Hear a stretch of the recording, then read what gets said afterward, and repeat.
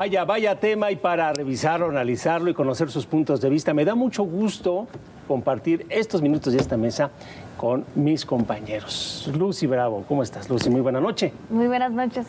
Carlos Mota. ¿Qué tal? ¿Cómo estás? José Luis, ¿cómo estás? Buenas noches. Hola, Lucy. Arturo. Y Arturo Dan. José Luis, Lucy, Carlos, muy buenas noches. ¿Cómo están? Bueno, ya estamos en estas consultas que, como escuchábamos en la nota, solicitaron Estados Unidos y Canadá. Ellos ponen el acento básicamente en el capítulo, en el 2, en el 14 y en el 22. Aseguran y sostienen que se están contraviniendo los acuerdos, lo que se pactó en ese tratado comercial. Y México se insiste y sostiene que el capítulo 8 le da esa posición de hegemonía, dominio y sobre los hidrocarburos. Los hidrocarburos, los energéticos, y que no está en falta. Y en esas estamos, y ya empezaron las consultas. ¿Cómo lo ven?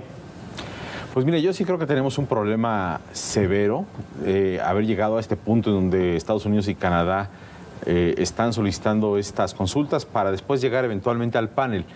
Qué bueno que el canciller Marcelo Ebrard, que la secretaria Cloutier están diciendo reiteradamente que ellos quieren evitar el panel, pero la verdad es que no está fácil ese camino. Evitar ese panel sería echar para atrás lo que el presidente López Obrador ha dicho durante los últimos años en relación con la soberanía energética, eléctrica, notoriamente, y ceder ante pues algo que Estados Unidos quiere, que es pues básicamente que se cumpla el Tratado México, Estados Unidos y Canadá para darle acceso igualitario a las empresas que han invertido en México en materia energética, como debe ser, pero que pues en las prioridades de la presidencia están pues digamos en contraposición con eso. Entonces hay que ver aquí la dimensión de lo que podría llegar a ocurrir. Ya decía la nota que Estados Unidos habla de 30,000 millones de dólares de daño. Efectivamente, esto sería catastrófico si se llegan a imponer aranceles de esa cuantía, porque estamos hablando de todas las exportaciones, digamos el equivalente a todas las exportaciones de tequila, cerveza, arándanos y fresas, aguacate, jitomate, vaya, prácticamente todos los productos agroalimentarios importantes no suman los 30,000 millones de dólares que eventualmente en un escenario muy negativo nos podrían llegar a imponer como sanción arancelaria si llega el panel y si el panel concluye que México tuvo la culpa. Yo creo que ese es el riesgo mayor y es lo que están tratando tanto Cloutier como Ebrard, de decir vamos a evitar ese panel y ojalá en esta zona de consultas lleguemos al acuerdo. Pero el riesgo es importante, sí está ahí, es real y podría derivar en esa problemática. Me llama la atención que mencionas el canciller Ebrard y Tatiana Cloutier, la titular de la cartera de Economía, porque parece ser que la Secretaría de Energía no va en ese tono. Carlos, si quieres ahorita lo revisamos. Mira, José Luis, a mí lo que me preocupa mucho es la imposición de censura. A ver, yo no veo cómo se puede evitar el panel, al menos que, como decía Carlos, el gobierno diera marcha atrás y reconociera si estamos violando el tratado México, Estados Unidos y Canadá en los artículos 2, 14, 22. Yo creo que de eso no hay duda, vamos, eso no hay duda. De estas pláticas que se están realizando ahorita, las consultas, es para que los mexicanos convenzan a los estadounidenses de que no se está violando lo que a todas luces se está violando. Por ejemplo, se le está dando preferencia en el envío de electricidad a la CFE. Entonces ya no se está dando trato igual a las empresas estadounidenses. Yo no veo cómo no vayas a poder llegar al panel. Ahora, si se llega al panel y resulta que nos sancionan, aquí el gravísimo problema es que van a acabar pagando justos por pecadores. Porque, a ver, ¿a quién habría que sancionar? Al gobierno violador del TEMEC. Pero si tú le pones, tu gobierno estadounidense, le impones aranceles a la exportación de aguacates mexicanos, a quienes estás fastidiando, primero que nada, es a los consumidores estadounidenses de aguacate mexicano que van a tener que pagar un precio mayor, y a los productores y exportadores mexicanos que no tienen vela en este entierro.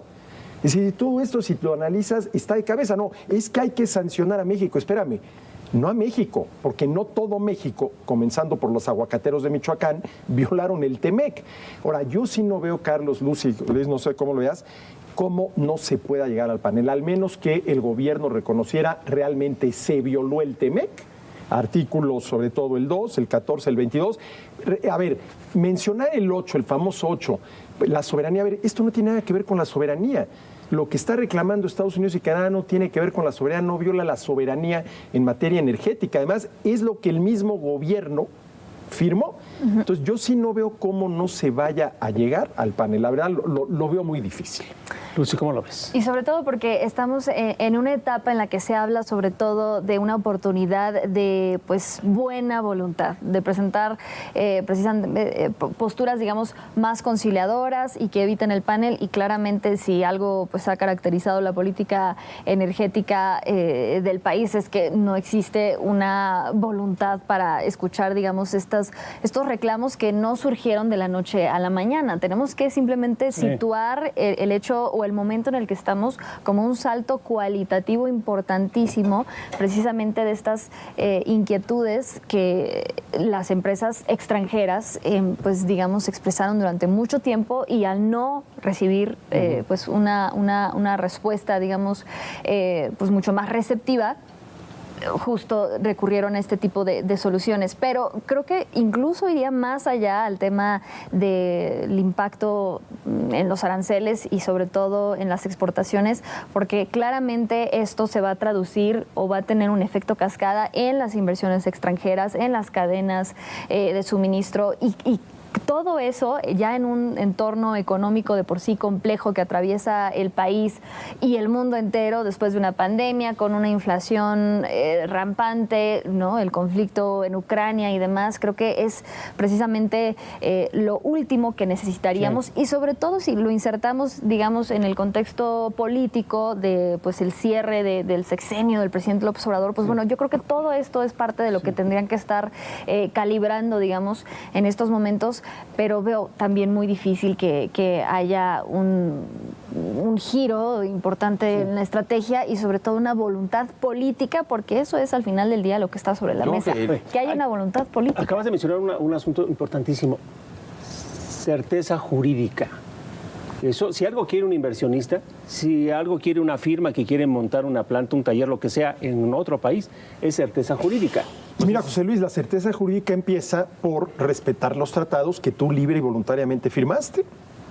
Porque, a ver, no hay manera de decir, no, es que el gobierno mexicano no está violando el TEMEC. A ver, una de las reglas era, tu gobierno mexicano le vas a dar a las empresas extranjeras el mismo trato que a las empresas mexicanas y a las empresas del gobierno mexicano.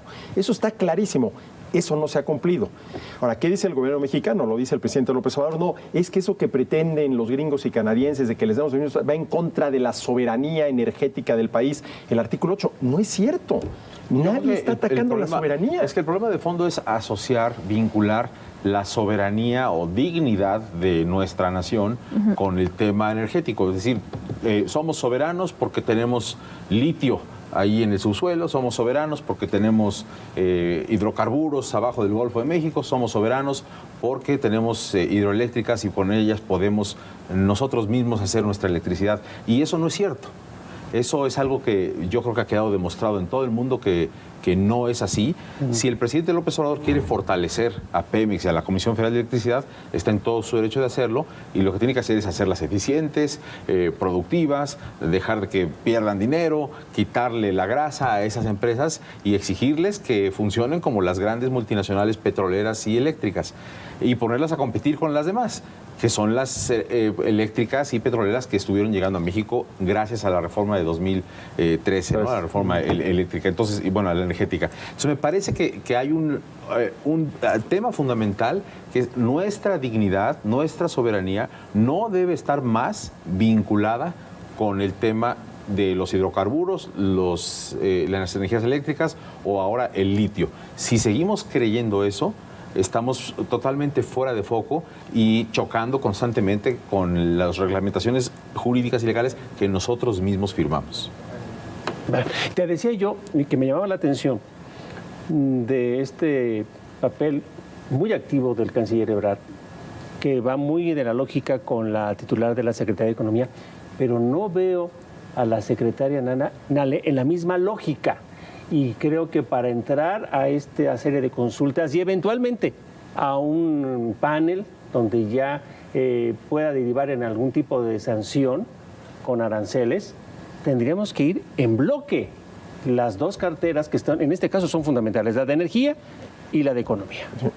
Es que cada uno está representando una prioridad distinta del presidente López Obrador. Yo creo que el presidente López Obrador claramente quiere mantener vivo, vigente el Tratado México-Estados Unidos-Canadá, lo ha dicho en las mañaneras y eso está bien, pero también él ha dicho que se quiere preservar esta soberanía energética, pues manteniendo fuertes a la CFE y a Pemex. Y cada secretario está, a ver, si en el lóbulo derecho del presidente está el tema energético, pues hay un secretario que está con ese tema. Y si en el lóbulo izquierdo del presidente está el tema del TEMEC, pues está otro secretario defendiendo ese otro lóbulo. Ahora, aquí hay una cosa, lo que quiere el presidente es sacar a la iniciativa privada de petróleo y electricidad. Eso está muy claro, ¿no? Porque eso es precisamente lo que se ha hecho. En eso consisten las violaciones al TEMEC, ¿sí? Simple y sencillamente marginar la participación de las empresas privadas. Eso es lo que se pretendía con la reforma eléctrica y ha sido muy claro el presidente en esto. Él ha dicho, a ver, los sectores estratégicos, que son el energético por electricidad y por petróleo, tienen que ser monopolios del Estado. Esto lo ha dicho muy claramente, está en su libro sobre la economía moral, y eso es lo que se está pretendiendo. Ahora, eso es lo que defiende Nale. Ahora, pero por el otro lado, a ver, lo acaba de decir Ebrard, lo acabamos de ver en la nota, ¿no? Por ningún motivo queremos poner en peligro el tratado. Bueno, espérame, es que ya lo estás poniendo en peligro con estas violaciones, pero en fin. Entonces yo creo que son, como dice Carlos, estas dos posturas, ¿no? En materia energética no me gusta lo que dice el tratado, López Obrador. En todo lo demás, ojalá y lo podamos mantener. Creo que por ahí va, ¿no? La primera postura es Nale, la segunda postura es Cloutier. Pero digamos que estas posturas contrarias o esta disonancia cognitiva de la que hacía referencia Carlos es algo que pues prácticamente ha caracterizado pues a la actual administración en muchos temas, pero sobre todo los que tienen que ver con, digamos, estos grandes marcos conceptuales de política que maneja el Ejecutivo y sobre todo lo que tiene que ver con el concepto de soberanía nacional. Simplemente hemos visto cómo de alguna manera los distintos integrantes del gabinete pues tienen sus propias lecturas y de alguna manera intentan encaminar pues su cartera como mejor pueden, ¿no? Entonces creo que eso tampoco nos debería de sorprender del todo y al contrario, creo que pues es hasta eso positivo, digamos, que no esté tan involucrada o encabezando, digamos, esta etapa, digamos, de negociaciones la secretaria de Energía, porque creo que justo sería enviar el mensaje contrario de una buena voluntad para solucionar el problema de fondo o las inquietudes o inconformidades, porque claramente tiene otro discurso, otro lenguaje mucho menos conciliador. Entonces creo que al menos eso es algo de lo positivo. Sin embargo, veo muy difícil que esto pues llegue a buen puerto, porque ya empezó a correr efectivamente y nunca debió llegar a este punto. Es que tenemos que partir de ahí, porque si digamos recordamos el problema de fondo de esta concepción errónea de lo que es o no la soberanía, es como, no sé, el equivalente a una persona que decide rentar un departamento y entonces considera que el contrato arrendatario per se pone en riesgo sus derechos de propiedad sobre el inmueble, ¿no? Es como una situación que realmente no tendría ni siquiera por qué haber llegado a ese grado. Bueno, lo pregunto, porque ustedes lo saben, las cosas siempre se pueden poner peor. Sí. Y si bien ya estamos en una etapa de consultas, la siguiente etapa, es decir, el siguiente escalón sería ya el establecimiento de estos paneles y eventualmente de lo que mencionabas al principio, Carlos, que es dependiendo del fallo, que como veo las cosas no habría un acuerdo, entonces vendrían aranceles. Ahora, y hay otro escenario, la viabilidad de que continúe México en este tratado comercial, y ahí se los pongo. Sí, yo veo, bueno, eso sería realmente ya catastrófico si entramos a un escenario de esa naturaleza. Yo creo que eso está por el momento fuera de la mesa, tanto para los Estados Unidos como para Canadá, para México. Pero yo quisiera no tocar ese tema en el sentido de que realmente no me parece que estemos arriesgando eso, y el propio presidente López Obrador y el canciller Ebrard han dicho pues eso se mantiene, ¿no? Ahora, lo que pasa es que este es un capítulo tan grande, sus dimensiones de tal tamaño que... Claro, se mantiene, pero ya no estamos cumpliendo con... a ver, se mantiene, pero ya no estoy cumpliendo, sí, ¿no? En uno de los pilares. En uno de los pilares, que es precisamente el energético, ¿no? Ahora, ¿qué es esto de la consulta? Rapidísimamente, sí. A ver, el objetivo de la consulta es que los mexicanos convenzan a estadounidenses y canadienses que no han violado el tratado. Si lo logran, bueno, pues hasta ahí llegó. No lo van a lograr.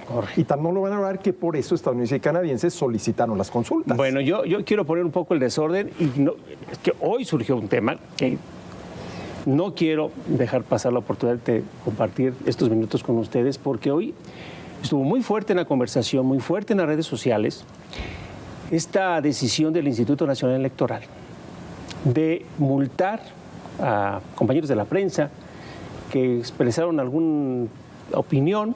El INE considera que es una violencia política en razón de género y hubo sanciones contra compañeros por esto. Incluso hubo una reacción muy fuerte del presidente, dijo hoy en la mañana, es el Instituto de la Censura. Antes, tenemos muy pocos minutos, pero no quisiera dejarla pasar y conocer su opinión. ¿Cómo lo ven? Bueno, yo lo vi en la mañana y sí, me parecía increíble enterarme ahí de que justamente el INE está censurando gente por algún tuit, ¿no? Y además poniendo como pretexto el tema de violencia de género. Es casi como si le decía yo a alguna persona, si te le cierras a una diputada en Insurgentes y viene el INE y te pone una multa porque fue violencia de género habértele cerrado en el auto, ¿no? Una cosa que no tiene sentido, sí, haber puesto un tuit. Me parece fuera de foco totalmente de parte del INE y creo que si es un instituto que hace elecciones, no tiene por qué estar castigando tweets. No, y además, a ver, la tarea del INE es organizar en elecciones, no censurar a nadie. La pregunta es, ¿legalmente puede censurar o le salió de su ronco pecho? Si le salió de su ronco pecho, muy mal. Si legalmente puede hacerlo, yo creo que está peor, porque su tarea es organizar elecciones, no andar censurando. Sí, habría que revisar eso. No han censurado a nadie, no porque sean periodistas, compañeros nuestros, a nadie.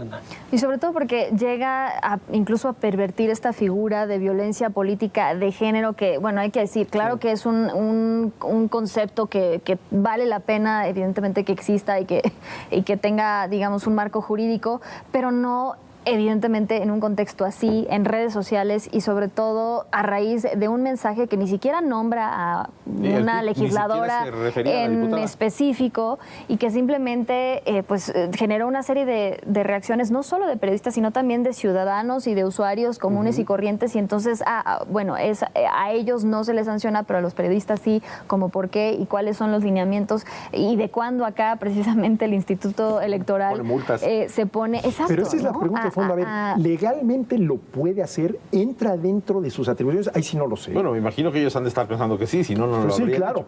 pero... O sea, pero está fuera de toda proporción. No, y siento un precedente pues peligrosísimo. Sí, muy delicado, Lucía. Es muy cierto. Es muy cierto. Es muy delicado y muy cierto. Porque no se puede usar esta figura de violencia política de género, ¿no? Que, como bien dices, hay que reforzar y hay que mantener. Pero no se puede estar usando como... O sea, no se puede manosear, digamos. Sí. No se puede manosear y usar como argumento para aplicar... Un arma política. Exacto. Sí, para censurar.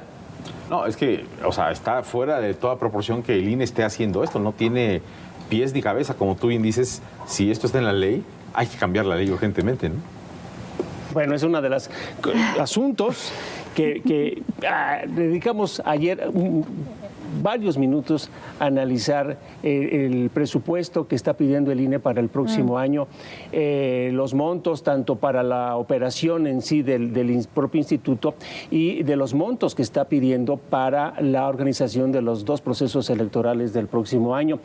Pero en esa revisión se hablaba de una reforma electoral. Habría que ver, Arturo, como bien lo dices, si tuviera esa facultad, habría que revisarlo. No, y sobre todo no nos puede sorprender la cantidad que ahora están solicitando porque pues van a tener que crear una comisión de justicia de Twitter para estar monitoreando a todos los cientos de miles de usuarios todos los días. O sea, es una cosa ridícula. Gracias Lucy, gracias Carlos, gracias Arturo Dan, pero sobre todo gracias a usted. Muy buenas noches. Quédese con todo personal, Jorge Fernández Menéndez y Viviana Belsazo. Hasta mañana. Ese sería un negociazo, imagínate.